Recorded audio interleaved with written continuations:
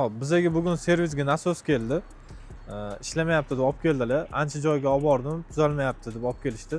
Buni platasida muammo bo'layotgan ekan. Hozir buni platasini o'rniga boshqacha yechim qilib beradigan bo'ldik.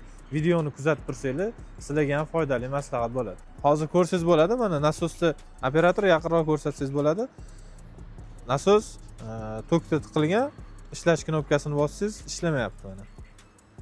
Menyularga kiryapti, lekin qo'shilmayapti. Shuni hozir biz boshqacha yechim qildik. Videoni kuzatib tursanglar, shu qilgan ishimizni videoda ko'rsatib beramiz.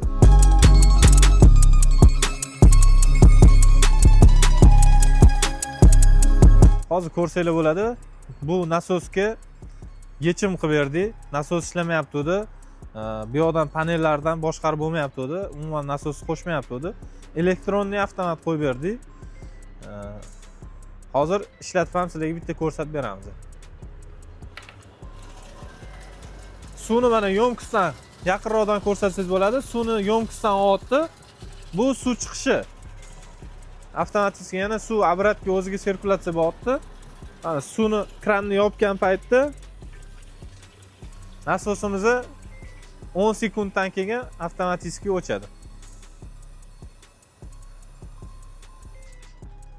Mana hozir ko'rsanglar bo'ladi. Nasosimiz krani yopildi, avtomatik o'chyapti. Suvni ochgan paytda yana avtomatik ishlaydi.